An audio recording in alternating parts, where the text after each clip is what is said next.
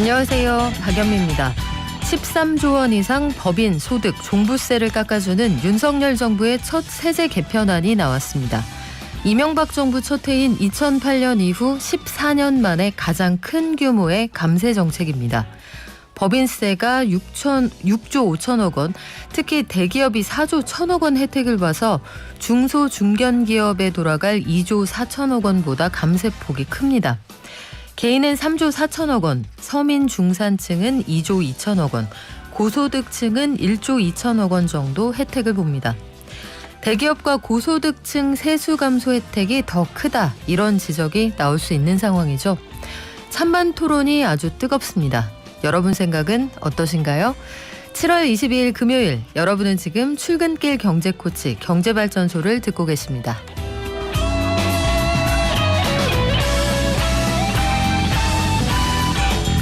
두세 달 뒤에 소비자 물가에 반영되는 생산자 물가지수가 오늘 오전에 발표됐습니다. 따끈따끈한 6월 물가지수 어땠는지 알려드리고요. 간밤 유럽중앙은행 ECB는 11년 만에 기준금리를 0.5%포인트 올렸습니다. 반면에 일본은행은 다른 길을 가겠다, 이렇게 선언을 했고요. 새 정부의 첫 세제 개편안 구체적인 내용들 알려드립니다.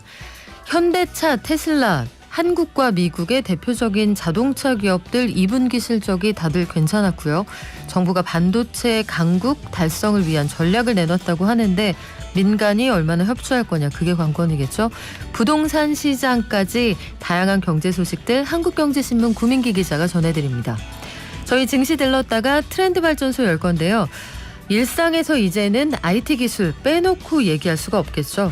올해 IT 기술 트렌드 어떤 것들이 있을까요? 그리고 향후 시장까지 전망해 보겠습니다. 세컨드 브레인 연구소 이인복 대표와 함께 할게요.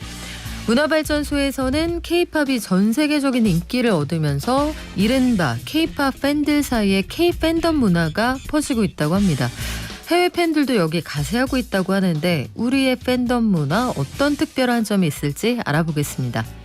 방송 중에 단문 50원, 장문 100원, 샵 0951하고요. TBS 앱, 유튜브도 열려 있습니다.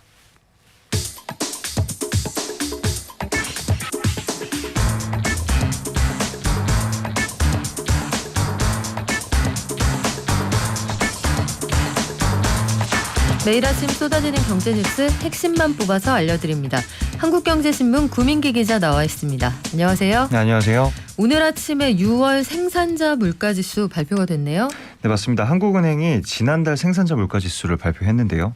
지난달에 비해서 0.5% 오른 120.04를 기록해서요. 6개월째 올랐다라고 합니다. 다만 4월에는 1.6%가 올랐죠. 그리고 5월에는 0.7%가 올랐는데요. 그래서 상승폭은 계속해서 줄어들고 있는 상황이다, 이런 평가가 나오고 있고요.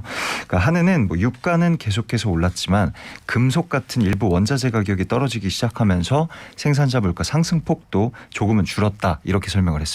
네, 유럽중앙은행 ECB는 11년 만에 금리를 올렸군요. 네, 어제 유럽중앙은행이 11년 만에 금리 인상을 했습니다. 그것도 그냥 금리 인상이 아니라 0.5%포인트를 한 번에 올리는 빅스텝이었고요.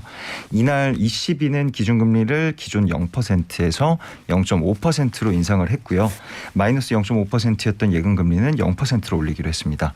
그리고 ECB는 이전 회의에서 7월 금리 인상을 예고하긴 했었는데 이 빅스텝에 대해서는 예고하지가 않았어서요.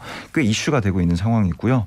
여기에 대해서 유럽은행은 상황이 변동이 돼서 더 큰 폭으로 하는 게 더 적절하다고 판단을 했다, 이렇게 설명을 했습니다. 네, 크리스틴 라가르드 총재의 인터뷰 내용을 보니까 상황이 그 사이에 많이 변했다라고 얘기를 하는데 네. 구체적으로 큰 걸음으로 걸은 이유 설명을 했죠? 네, 요즘 만국이 공통으로 하고 있는 고민거리죠. 바로 인플레이션 때문인데요. 그러니까 인플레이션에 보다 과감하게 대응하겠다는 의지로 풀이되고 있습니다. 올 1월 5.1%였던 유로존 소비자 물가지수 상승률이 6월에는 전년 동기에 비해서 8.6%까지 치솟는 상황입니다. 네, 러시아 에너지에 거의 전적으로 의지하고 있는 유럽은 지금 물가 상승세가 참 쉽지 않습니다. 우크라이나 밀도 안 들어오고요. 지금 유럽 물가 상승세가 연말로 가면 좀 나아질까요? 이게 그렇게 쉽지는 않아 보이는데요. 그러니까 미국 같은 경우에는 3월부터 세 차례에 걸쳐서 1.5%포인트나 금리를 올렸잖아요. 그런데 이제 지난달에 소비자 물가가 9.1% 오르면서 이마저도 부족했다. 뭐 이런 평가가 나오고 있는 상황입니다. 그런데 0.5% 한 번 올린 거 가지고 뭐 유럽이 과연 물가를 잡을 수 있을 것이냐 뭐 이런 거에 대해서는 굉장히 미지수다 이런 평가가 나오는데요. 그런데 더욱더 문제가 유럽이 더 이상 금리를 올리기는 굉장히 쉽지 않다. 뭐 금리를 올리는데 굉장히 장애물이 많다. 이런 얘기가 나오는데요. 그게 뭐 이탈리아, 스페인, 그리스 같이 뭐 재정이 굉장히 취약한 유럽 내 국가들이 국채를 뭐 사람들이 시장에 던지게 되면서 가격이 폭락하게 될 수도 있다. 뭐 이런 상황이 예지가 되고 있습니다. 이렇게 되면은 국채 가격하고 반대 방향으로 움직이는 국채 수익률이 폭등하게 되고요. 이 상황은 이 국채를 돈 주고 갚아야 하는 이 이탈리아, 스페인, 그리스 이런 국가들의 재정 부담으로 그대로 돌아오게 돼서요. 2010년대에 있었던 유럽 재정 위기가 재현될 수도 있다. 이런 얘기도 나오고 있고요. 그만큼 유럽이 더 금리를 올리기는 쉽지 않은 상황이라서 앞으로 물가를 잡을 수 있을 만큼 유럽이 과연 이 금리를 제대로 올릴 수 있을지 이런 거에 대해서 되게 미지수다 이런 얘기가 나오고 있습니다. 그리고 유럽 각국의 리더십이 교체되고 있다. 이것도 참 상황을 복잡하게 만드는 변수인데 한번 알려드렸죠. 유럽에서 보리스 존슨 총리 10월에 총리 아마 바뀔 테고 그리고 지금 이탈리아에서도 마리오 드라기 총리가 이제 내려가겠다. 대통령이 승인을 한 상황입니다. 앞으로 유럽의 정세도 급변할 것 같은데 이런 상황 속에서도 일본은행은 마이웨이를 가기로 했네요. 네, 맞습니다. 일본은행이 어제 금융정책 결정회의를 열고 지금까지 지속해왔던 대규모 금융 완화 정책을 유지하기로 했습니다. 단기금리를 마이너스 0.1%로 동결을 하고요. 장기금리 지표인 10년물 국채금리 이거 0% 정도로 유지하기 위해서 장기국채를 계속해서 매입하기로 했습니다. 그러니까 방금 전해드렸듯이 유럽도 올리고 있고요. 미국도 올리고 있고 우리나라도 올리고 있고 전 세계 국가들이 물가 잡아보려고 다 금리 올리고 있는 상황인데 혼자서 반대로 이렇게 금융 완화 정책을 계속하겠다 이렇게 얘기를 한 거고요. 이에 대해서 구로다 일본은행 총재가 여러 가지 상황상 뭐 현 시점에서 금리 올렸을 때 안 좋은 영향이 매우 크다 이런 얘기를 했었습니다. 이렇게 되면 엔화 가치 역대급으로 지금 엔저 현상이 나타나고 있는데 더 떨어지겠네요. 네, 맞습니다. 엔화 가치는 더욱 급락할 거로 보이는데요. 그러니까 엔달러 환율이 지난 3월 초에 115엔대에서 최근에 138엔대까지 치솟았죠. 그만큼 엔화 가치가 떨어지고 있는 건데요. 그러니까 미국 금리 올라가고 일본 금리 떨어지면 사람들이 엔화 팔고 달러를 사게 되겠죠. 그러니까 이렇게 되면 엔화 가치가 떨어지는 것은 자연스러운 현상인데요. 이런 상황에서도 계속 금융 완화하겠다 이렇게 되면은 엔화 가치는 더욱 급락할 거로 보이고 있습니다. 우리 정부는 어제 세제 개편안을 발표를 했네요. 네, 어제 윤석열 정부의 첫 세제 개편안이 발표가 됐습니다. 이번 세제 개편안의 가장 큰 특징은 무엇보다도 감세 이거인데요. 그러니까 정부는 이번 세제 개편으로 앞으로 5년간 13조 1천억 원 세수 감소가 예상이 된다라고 얘기를 했습니다. 구체적으로 뭐가 어떻게 달라집니까? 그러니까 이전 방송에서도 많이 말씀을 드렸었죠. 법인세 인하가 제일 눈에 띄었는데요. 법인세 최고 세율을 기존 25%에서 22%로 낮추기로 했고요. 이게 전체 세수 감소 13조 1천억 원 가운데 법인세 감소가 6조 8천억 원으로 절반을 훌쩍 넘습니다. 그만큼 법인세 인하가 굉장히 큰 효과를 가져왔다라고 할 수 있는데요. 그러니까 법인세 최고 세율의 인하에 당연히 최대 수혜자는 대기업이고요. 그러니까 법인세 감소분 6조 8천억 원에서 대기업이 혜택받는 규모가 4조 1천억 원 인하됩니다. 그리고 또 종부세율을 2019년 수준으로 내리면서 종부세는 1조 7천억 원만큼 줄어들 것으로 전망이 됐습니다. 네, 세제 개편안을 두고 여러 가지 의견이 좀 엇갈리는 것 같습니다. 저희 청취자들도 의견이 상당히 갈리는 그런 내용들인데 자동차 시장 어떤 실적을 냈을지 요거 궁금해하는 분들 많았을 거예요. 네. 현대차 어제 2분기 실적이 나왔죠? 네, 어제 현대차가 실적을 발표했는데요. 2분기 영업이익이 약 3조 원을 기록을 했습니다. 역대 분기별 매출에서 최대 실적이고요. 분기 영업이익이 2조 원 넘어선 것도 2014년 이후 처음입니다. 그만큼 굉장히 큰 폭으로 성장을 했고 굉장히 크게 성장을 했다라고 볼 수 있는데 실적이 발표되기 전 시장 전망치도 2조 4천억 원 정도 수준이었는데 이를 훌쩍 뛰어넘었다라고 해서요. 역대급 어닝 서프라이즈다 뭐 이런 얘기도 나오고 있습니다. 근데 그 차를 주문해도 차가 안 나온다. 네. 반도체가 없어서 못 만든다라고 했었는데 실적이 되게 좋았네요. 어떻게 이럴 수 있습니까? 네, 이게 이번 분기에 현대차가 뭐 SUV, 중대형 고급 세단, 전기차 이런 고수익 차량을 굉장히 많이 팔았다라고 합니다. 고급 차량일수록 영업이익이 굉장히 많이 높다고 하는데요. 그러니까 최근에 그 말씀해 주셨다시피 반도체 공급 부족으로 차 판매가 굉장히 저조했는데 이런 효자 상품들이 있어서 현대차 이번 분기에는 오히려 큰 수익을 내게 됐습니다.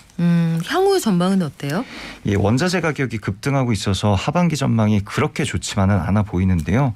또 코로나19가 재확산 기미를 보이고 있어서 재확산 기미를 보이고 있기도 하고 그리고 인플레이션이 확대되기도 하고 그리고 금리가 인상이 되기도 하고 뭐 이런 글로벌 불확실성이 상존하면서 예측하기 어려운 경영 환경이 계속될 수도 있다 이런 분석들이 나오고 있고요.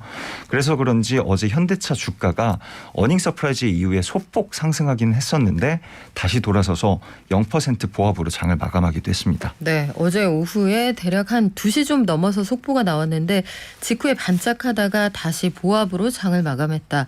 테슬라는 어떤가요? 테슬라도 어닝 서프라이즈를 기록했다라고 합니다. 테슬라는 2분기 순이익 22억 6천만 달러라고 하는데요. 원화로 환산하면 3조 원 수준 정도가 됩니다. 이 수치는 작년 2분기의 2배 수준이라고 하고요.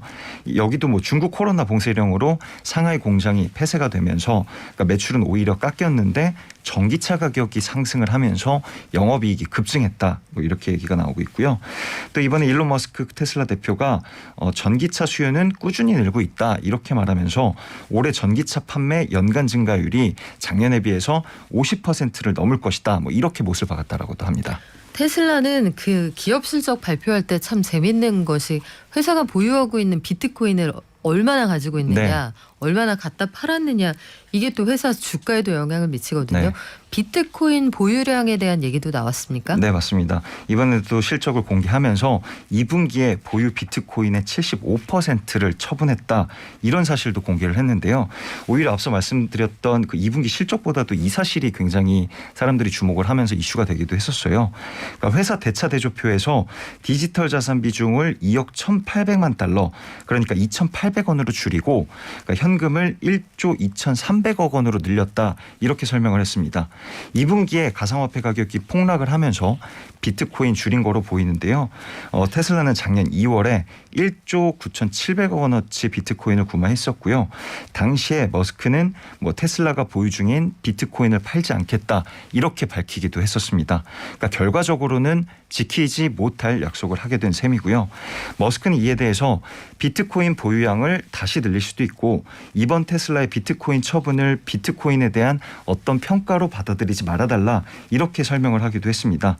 그러니까 다행히도 비트코인 가격은 테슬라 매도 소식에 0.5% 하락했다가 바로 반등하기는 했습니다. 정부는 반도체 산업 육성을 위한 로드맵을 발표했다 이런 소식이 들려오네요. 네, 어제 이창양 산업통상부 장관이 반도체 초강대국 달성 전략 이거를 발표를 했는데요. 먼저 정부는 인프라 구축 지원과 세제 혜택 확대를 통해서 기업들이 5년간 반도체 분야에서 340조 원 투자하도록 촉진할 계획이다. 뭐 이렇게 발표를 했고요. 반도체 단지 인프라 구축 비용도 지원을 하고요. 그리고 반도체 공장 용적률 제한도 완화해주고요. 그리고 또 반도체 설비 R&D 투자에 대한 세제 혜택도 확대하기 위해서 대기업도 중견기업 수준으로 투자 비용에 대한 세액 공제 해주기로 했습니다. 인재 양성에 힘쓰겠다. 사람을 키운다는 계획도 들어있네요. 네, 정부는 31년까지 반도체 전문 인력을 15만 명 이상 양성하기로 했고요. 내년에 반도체 특성화대학원을 신규 지정하기로도 했습니다. 또 반도체 아카데미도 설립해서 현장 인력을 기르기도 했습니다. 반도체 관련해서 민간이 적극적인 투자를 하도록 지원하겠다 이런 큰 대책이 왜 나왔을까? 결국은 미국이 요구하는 칩4 동맹과 무관치 않다는 생각이 들어요. 8월 24일까지 미국이 요구하는 바는 일단 여기 들어올지 말지 결정을 하고 실무자 회담을 그때쯤에 시작을 하자는 건데 네. 아주 절묘하게 8월 24일은 한중 수교 30주년이 되는 날입니다. 여기에 대해서 우리 외교 당국도 좀 움직이는 것 같아요. 네, 어제 그 박진 외교부 장관이 8월에 중국을 방문하기로 했고 그리고 일정을 조율하고 있다 뭐 이런 발표를 했는데요. 그러니까 이게 다른 것보다도 최근 이슈되고 있는 그 칩4 여기에 대해서도 논의할 수 있다라는 얘기가 나오고 있습니다. 그러니까 말씀해 주셨다시피 칩4는 미국이 주도하고 한국, 대만, 일본이 참여해서 만드는 반도체 공급망 협력체인데요. 여기에 중국이 굉장히 예민하게 반응하고 있는 상황이고요.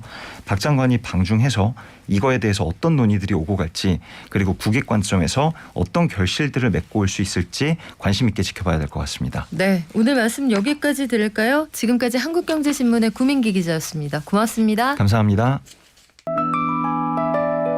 개미 한 마리 개미 두 마리 개미 세 마리가 사과를 들고 하나 둘셋 영차 국내외 증시 상황 알아보겠습니다. 키움증권의 한지영 연구원 연결돼 있습니다. 안녕하세요. 네, 안녕하세요. 간밤 뉴욕 증시 어땠습니까? 네, 3대 지수 모두 상승세를 보였는데 다우가 0.5%대, S&P 500이 0.9%대, 나스닥이 1.3%대 이렇게 동반 상승세를 보였습니다. 그래서 뭐 안 좋은 소식들도 있긴 있었어요. 뭐 대표적으로 7월 필라델피아 제조업 지수가 예상보다 크게 둔화가 됐고 또 주간 신규로 실업수당을 청구한 사람들의 수가 지난주에 비해서 증가하는 등 일부 경제 지표들이 부진하면서 침체를 또다시 예고를 했지만 그럼에도 불구하고 22 통화정책회의 이후 유로화가 강세를 보였고 그에 따라 달러화가 약세를 보였다는 점. 더 중요한 거는 테슬라를 중심으로 한 성장주들이 급등한 효과가 이렇게 안 좋은 소식들이 일부 있음에도 불구하고 미국 증시를 강세로 견인했다. 이렇게 보시면 될 것 같습니다. 테슬라 같은 경우 거의 10% 가까운 주가 폭등세를 보였는데 이거는 엊그저께 장마감호 발표한 실적의 내용들을 보니까 중국 상해 지역의 공장 가동 중단 사태에도 불구하고 전기차 가격 인상 효과가 반영됨에 따라 2분기 순이익이 예상보다 잘 나왔다는 소식, 또 연간 판매 대수 목표치도 여러 가지 어려운 경제 상황이 진행되고 있음에도 불구하고 기존의 계획을 유지했다라는 점들이 시장에서 긍정적으로 평가를 하면서 테슬라는 9.8%대 급등하며 올해 5월 이후 처음으로 800슬라를 돌파를 했습니다. 아, 800슬라 오랜만에 들어보는 얘기네요. 네. 그런데 간밤 뉴욕 증시에 영향을 준 주요 요인 중에서 유럽의 금리의 방향 이게 영향을 미쳤다라고 하셨는데 어떤 결정이 나왔나요? 예, 원래 22 통화정책회의, 이제는 굳이 유럽의 금통회라고 설명 안 해도 다 아실 텐데, 일단 22 회의에서 시장에서는 25bp 금리 인상에 그칠 줄 알았습니다. 그런데 이러한 예상과 달리 22가 50bp라는 빅스텝을 단행을 했는데 통상적으로 금리를 세게 올리면은 시장에서는 부정적으로 받아들여야 되는데 어제 유럽 증시 흐름 보면은 독일만 소폭 하락하고 대부분 유럽 국가들 증시 강세를 보였고 또 유로화도 상승세로 전환하는 등 시장의 반응은 대체로 양호했습니다. 이거는 왜 그런지를 생각해 보면은 지금 유로존 내에서도 수요랑 공급 양쪽에서 인플레이션이 높게 나타나고 있는 가운데 금리 인상 이후 초래될 수 있는 성장 훼손, 다시 말해 경제 동력 훼손을 감안하더라도 수요를 낮추면서 물가 압력을 진정시키려는 이런 유럽 중앙은행의 의지와 실행력에 대해서 시장은 우호적으로 평가했던 것으로 보고 있습니다. 하지만 좀 생각해 볼 거는 지금 미국과는 달리 유로존 국가는 지금 에너지 위기와 연관된 스태그플레이션 진입 가능성이 상대적으로 높기 때문에 앞으로도 계속해서 이러한 고강도 금리 인상 기조를 버틸 수 있을까? 여기에 대한 조금 불안감은 남아있는 상황이다. 이렇게 보시면 될 것 같습니다. 네, 지금 말씀하신 것처럼 유럽의 여러 나라들 그 같은 유로존에 묶여 있다고 해도 나라마다 지금 체력이 다르고 부채 비율도 다른데 독일, 네. 이탈리아, 스페인 등등 각국 국채 금리에 미치는 영향이 좀 제각각일 것 같아요. 부작용을 네, 맞습니다. 방지하기 위한 TPI라는 정책을 도입한다. 무슨 얘기입니까? 예, 이 TPI가 그냥 뭐 한국어로 표현하자면은 영내 분절화 방지책 이걸로 보시면 되는데 이것도 조금 어렵죠. 그냥 이거 좀 더 쉽게 풀어드리면은 그 말씀하신 대로 중앙은행이 금리 올린다고 하더라도 금리 상승분이 각 국가에 반영된 정도는 다릅니다. 독일은 그렇게 많이 안 반영될 것 같고 이탈리아나 뭐 스페인 이렇게 남유럽 국가 쪽들은 상대적으로 금리가 더 많이 위로 올라갈 여지가 높아요. 아무래도 이 나라들은 경제 체력이 독일에 비해서는 부족하니까요.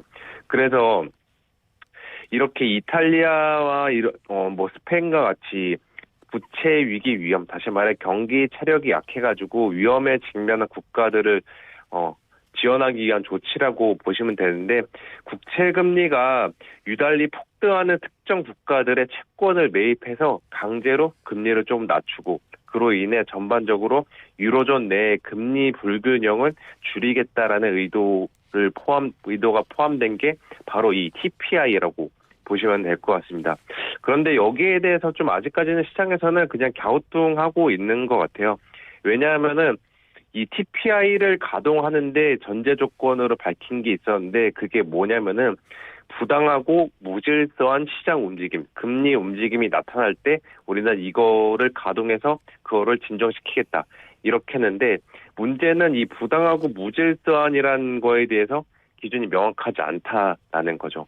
그래서 여기에 대해서 시장은 뭐 이것도 역시 뭐 그 명료성이 부족하지 않나. 또 ECB가 그냥 본인들의 재량내를 그때그때마다 다른 기준 적용해서 이러한 TPI를 가동하지 않을까. 여기에 대한 좀 불안감, 불만감들이 지금 자라나고 있는 것이 현재 상황으로 보시면 될 것 같습니다. 네, 국제사회에 문서화하는 내용들을 보면 사용하는 단어를 가지고 옥신각신을 참 많이 네. 합니다. 부당하고 무질서한이라는 단어가 참 많은 걸 내포하고 있는데 어제 우리도 세제 개편안을 발표를 했어요. 증시 활성화 대책도 들어있다고 하는데 어떤 내용이 있고 이거 실질적으로 도움이 될 거라고 보시는지 궁금하네요. 일단 뭐 결론부터 말씀을 드리면 실질적으로 도움은 된다라고 보시면 될 것 같습니다. 그래서 몇 가지 뭐 주요 증시 활성화 대책상 한 두 가지 정도만 언급을 해드리면은 먼저 저희가 양도 차익세라고 하죠. 내년에 도입될 예정인 금융투자소득세를 2년 유예하기로 결정을 했습니다. 이렇게 2년 유예 결정한 거는 아무래도 올해 내내 증시가 너무 안 좋다 보니까 또 내년까지도 만만치 않다라고 보니까 이제 투자자들 입장에서는 내년에는 이제 양도소득세도 모두 다 내야 되는데 여기에 대한 좀 불안감들도 있었던 것 같아요. 그러한 불안을 달래면서 그래도 정책 차원에서 증시를 활성화시키기 위해 양도소득세, 금융투자소득세를 2년 유예 결정을 했고요. 또 더 중요한 거는 저희가 이제 대주주 양도소득세라는 게 있습니다. 그래서 현재 코스피 기준으로 특정 종목을 10억 원 이상 보유하고 있거나 아니면 지분율 1% 넘는 그 주주들을 대주주로 분류하고 그 대주주들이 주식을 양도할 때는 그 25%의 양도소득세를 내야 됩니다. 그런데 이 대주주를 분류하는 기준을 지분율 기준을 빼버렸다라고 보시면 될 것 같아요.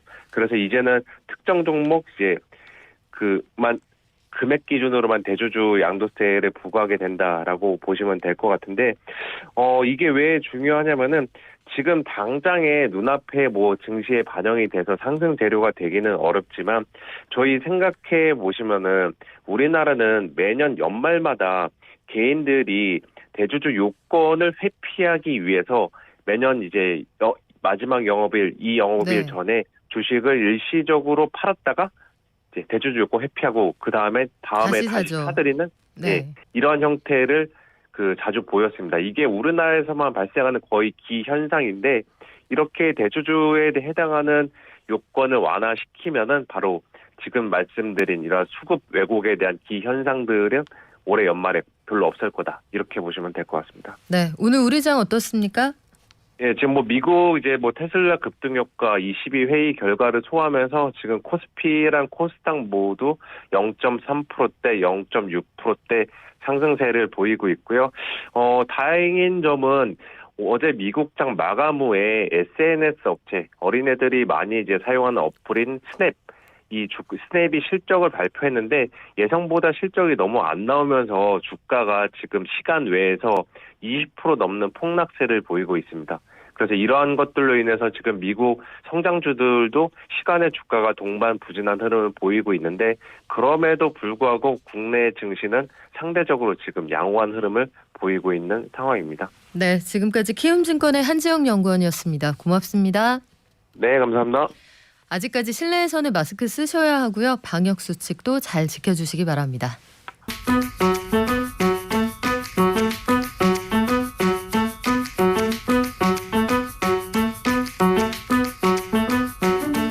네, 질문이 들어와서 요걸 하나 소화를 해드리고 갈까요? 달리는 디자인님.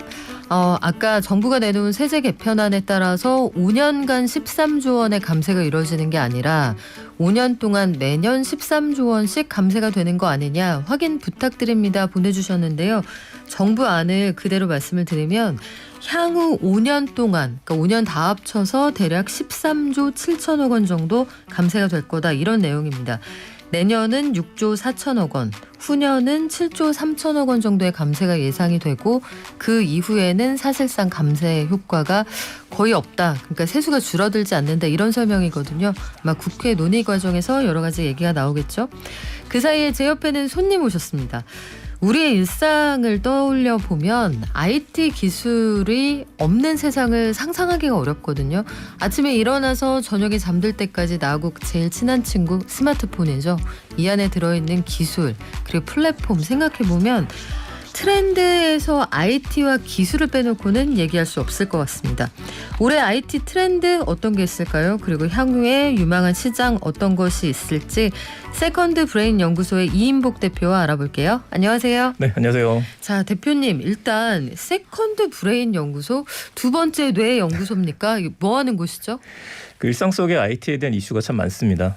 복잡한 것들이 많다 보니까 네. 그런 것들의 흐름을 강의나 책이나 영상을 통해서 정리해서 이야기 드리고 있습니다. 올해 IT 트렌드를 이끌고 있는 게 있다라면 키워드로 어떻게 정리할 수 있을까요? 한 4가지가 대표적이 될 수 있을 것 같아요. 그 메타버스라는 키워드, 그리고 NFT, 웹 3.0, 전기차를 꼽을 수 있을 것 같습니다.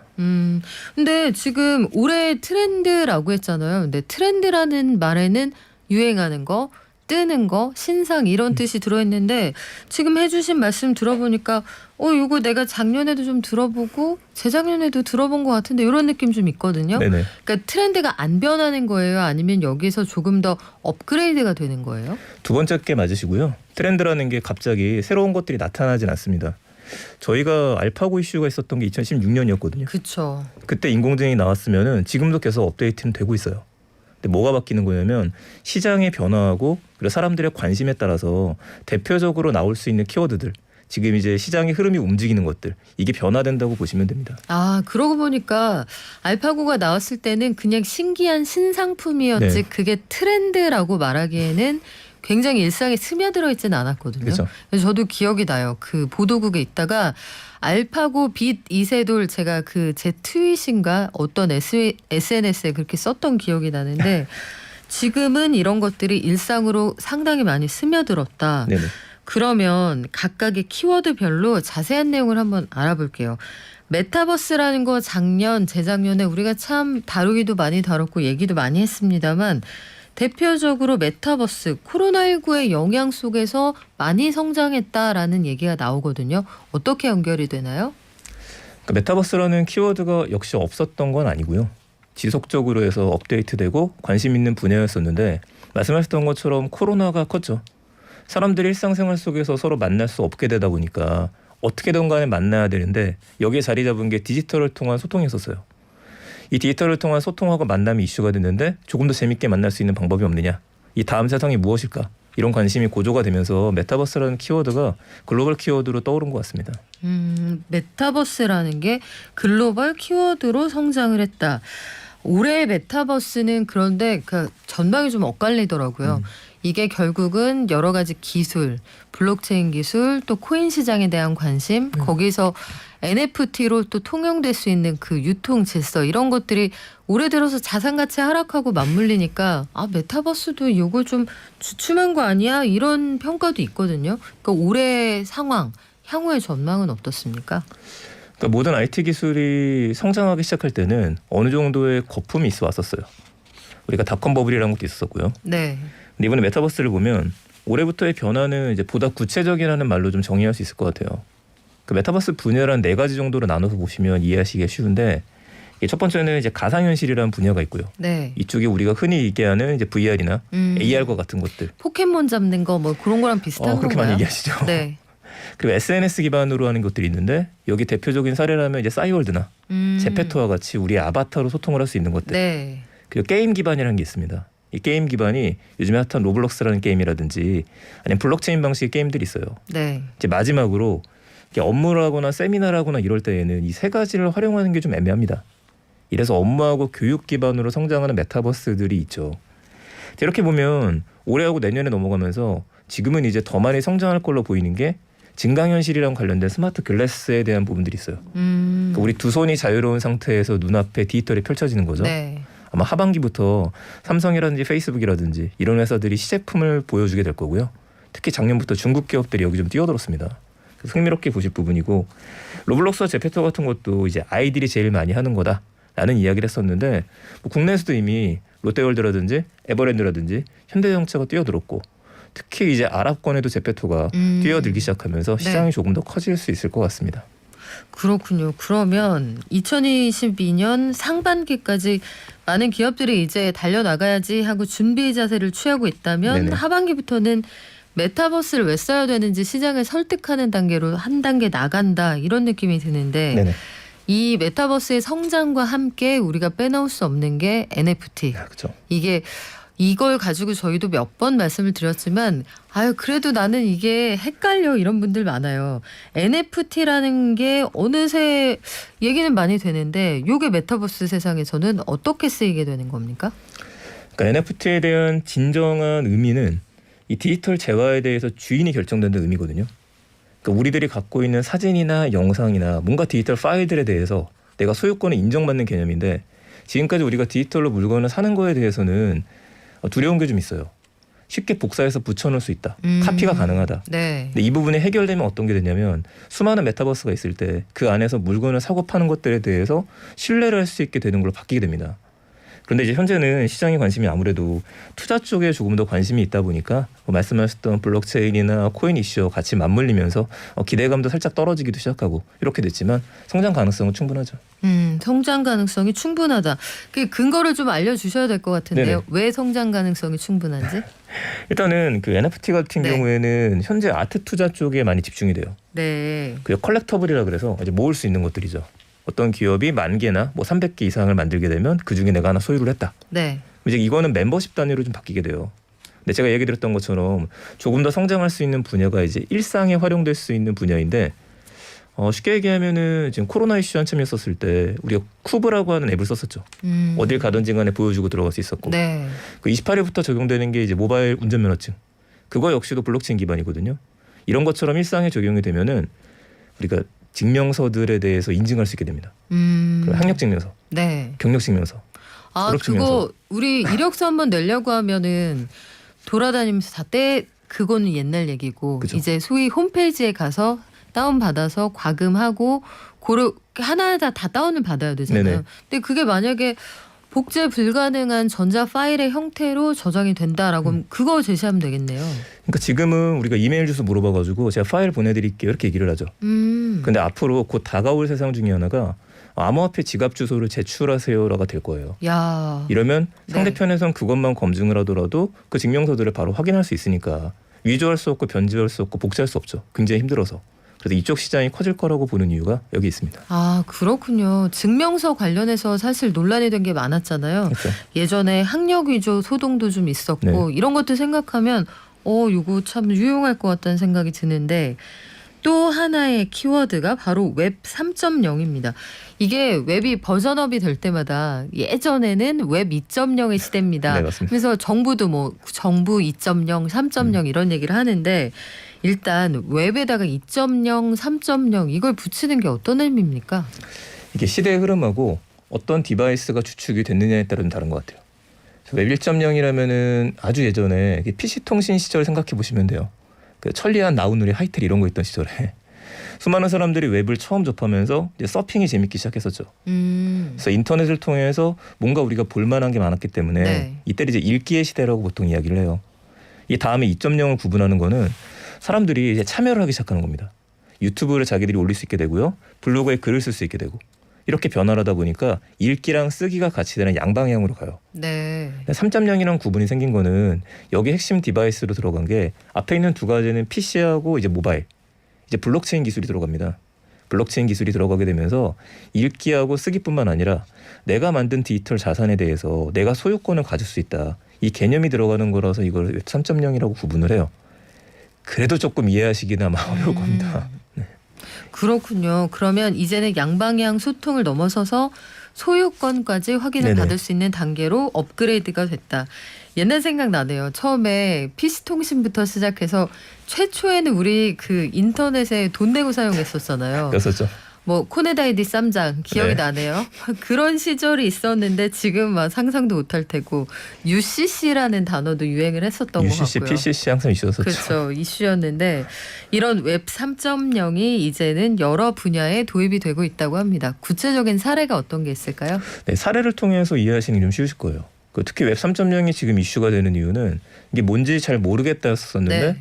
오히려 역으로 그 구성 요소 중에 하나인 메타버스, NFT에 대한 개념이 지난 1년 동안 좀 잡혔거든요. 이러니까 웹 3.0이 이거구나가 되기 시작했죠. 그러니까 한마디로 정의해드리면 웹 3.0은 그 참여와 보상이에요. 개개인들이 어떤 서비스나 프로젝트에 참여를 했다고 한다면 이거에 네. 대해서 정당한 보상을 받을 수 있다. 그 예를 들면 그 스테픈이라는 이름의 가상 운동화에 관련된 NFT가 있어요. 그 NFT를 구매를 하고 나서 이제 보통 요즘에 산책이나 달리기 많이 하시니까요. 네. 그럴 때 그 앱을 키고 달리게 되면은 걸음수만큼 해갖고 보상을 줍니다. 약간 우리나라에도 만보기 어플리케이션 그런 것들이 있거든요. 그렇죠. 이거 비슷한 거예요. 근데 이게 저는 좀 궁금했어요. 내가 달리기 하고 내가 걸었을 때 이 앱이 나한테 보상을 한다. 그러면 이 앱은 어디에서 돈을 버나요? 데이터죠. 그러니까 이 데이터를 확장 개념을 생각하시면 되는데 확장 개념에는 그러니까 이 앱뿐만 아니라 일단 네이버 같은 경우에도 그리고 카카오 같은 경우에도 자체적인 블록체인과 코인들을 가지고 있어요. 특히 네이버 같은 경우에는 일본에서 라인에서 링크라는 걸 만들었는데 네. 우리가 물건 사고 나서 영수증 리뷰를 쓰면은 네이버 페이를 적립해주죠. 네. 이런 방식으로 해서 코인이 적립된다고 생각하시면 됩니다. 여기서 해당하는 것들은 이제 우리의 막대한 데이터. 그러면 만약에 말씀하신 것처럼 네이버 같은 경우에는 그 과금, 그러니까 마케팅의 최종 접점이라고 하는 어떤 사람이 어디에서 몇 시에 어떤 방식으로 돈을 쓰느냐 데이터를 가져가고 네네. 대신 거기에 보상을 하고 네네. 이 걸음걸이에 대해서 그 보상을 하는 이 스테프니라는 플랫폼도 역시나 사람들의 운동이나 활동 행태 이 데이터를 가져가는 거군요. 그러니까 수많은 참여를 하게 해야지만 사람들이 그 시장에 뛰어들 수 있는데 그게 없으면 안 뛰어들거든요. 유튜브가 지금까지 성장하는 걸 보시면 돼요. 네. 유튜브 크리에이터들한테 수익을 주기 때문에 더 많은 참여가 일어나게 되는 것들인데 여기서 이제 빠져 있는 게 시청자분들이죠. 본인의 시간을 써갖고 방송을 들으시는 분들한테도 만약에 적절한 보상을 해줄 수 있는 프로젝트를 갈 수 있다고 한다면 당연한 얘기겠지만 더 많은 사람들이 그러면 시청을 할 수 있게 됩니다. 여기서 발생하는 데이터들에 대해서 굉장히 공정하다는 평가도 받을 수 있고요. 전체적인 흐름에서 웹 3.0의 기업들이 뛰어드는 이유는 이것 때문에 그래요. 아, 그렇군요.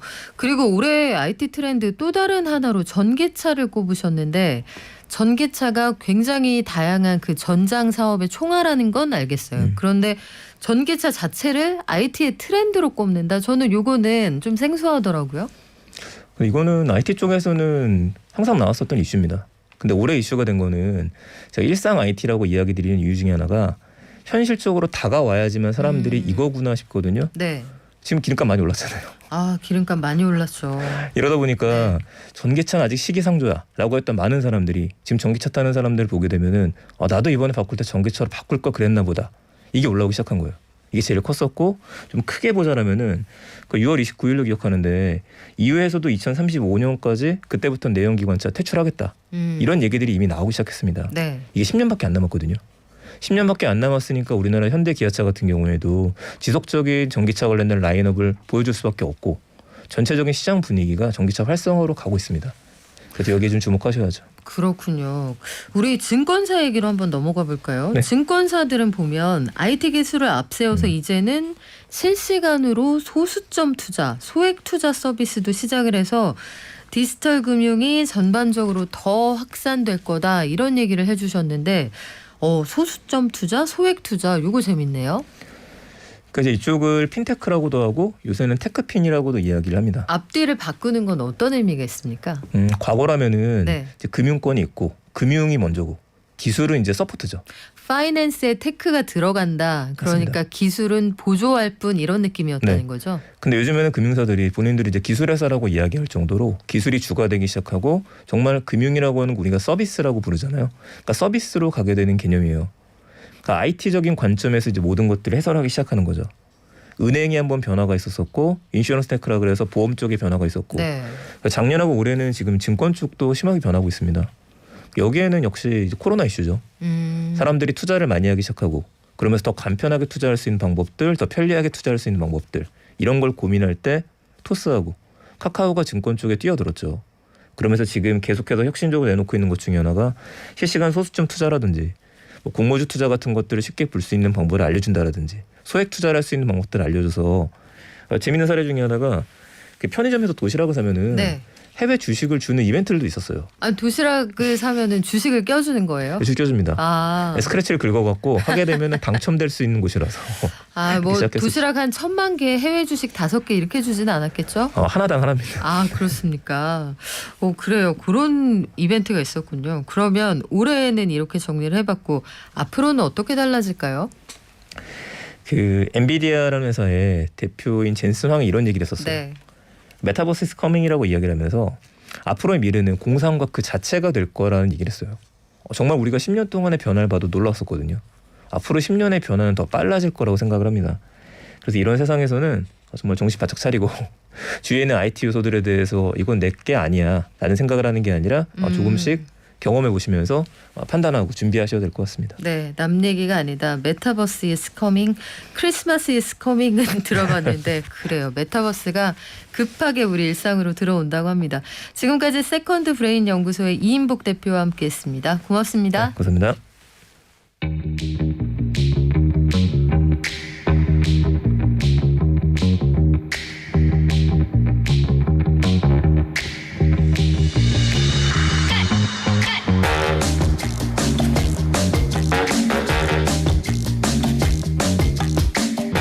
여러분, 제가 지금부터 말씀드리는 그룹들의 공통점을 한번 찾아보세요.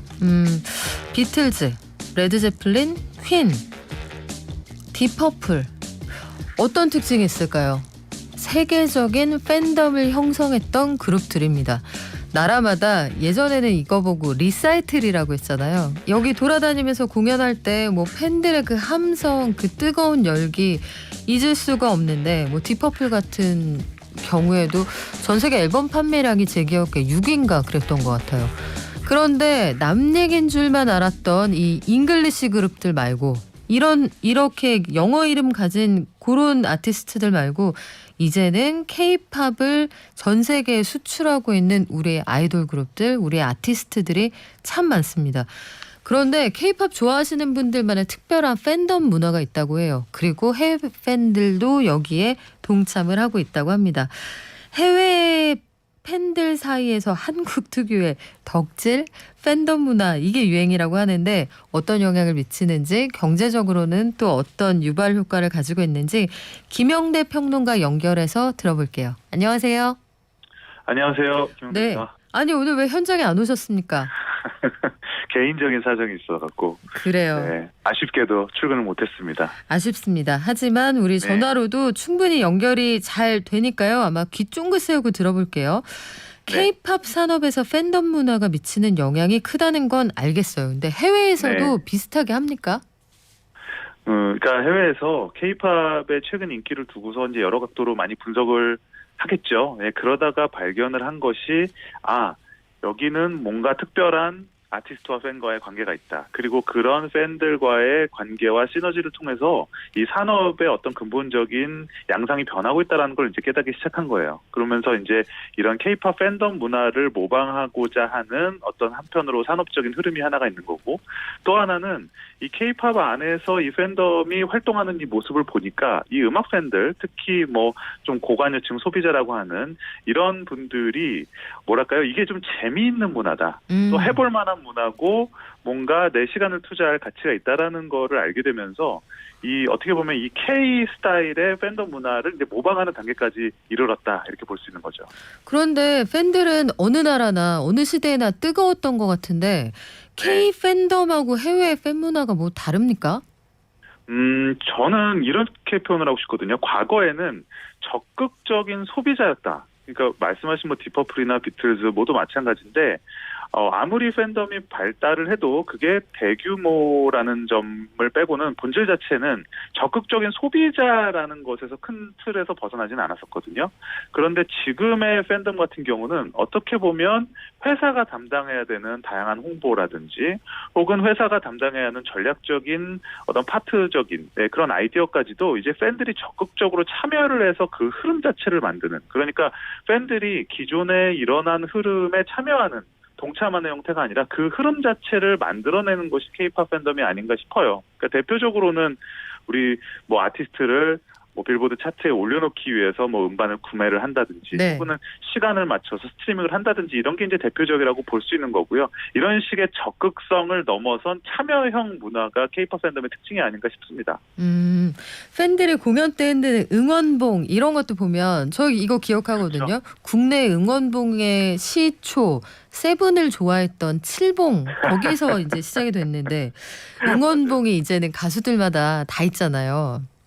예, 원래는 이게 풍선에서 나온 거죠. 그렇죠. 풍선을 하다 색깔이 없어서 응원봉으로 갔다는 얘기는 들었어요. 그렇죠. 네. 근데 이제 이 응원봉도 예전에 그야말로 막대기에서 벗어나서 이제는 스마트화가 된 막대기로 진화를 한 거죠. 대표적으로는 이제 아미밤이라고 하는 이제 BTS의 응원봉인데요. 이거 공연장 가면은 뒤에서 흔드는 아미밤의 뒤통수 안 맞아 보신 분들 없을 겁니다. 근데 이게 이게 이제 센터에서 다 연결이 돼서 미리 이제 뭐 그 블루투스 형식으로 이렇게 연결이 돼서 이게 춤과 동작에 따라서 노래에 따라서 그 노래의 성격에 따라서 색깔이 바뀌는 이런 뭐 새로운 이제 기술들이 이미 도입이 됐고, 이게 이제 코로나 팬데믹 국면에서는 직접 현장의 공연장이 아니더라도 집에서도 이거를 등록해서 연동시킬 수 있는 이런 기술로까지 이제 진화를 했죠. 이게 그 어느 정도로, 그러니까 당연히 공연의 필수적인 품목이기 때문에 당연히 공연에 오시는 사람 수만큼 그 이상이 팔립니다. 가령 예를 들면 라스베가스에서 BTS가 4차례 공연을 했잖아요. 이때 아미밤이 100억 원어치가 팔렸다고 합니다. 아니 이 응원봉 하나만요?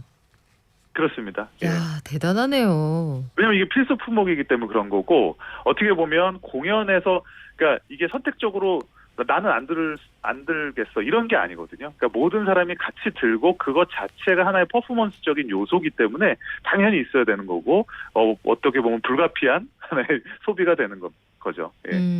그 미국 유통 채널에서 그 통계를 내놓은 그런 유통 결과도 있다고 들었어요. 네네.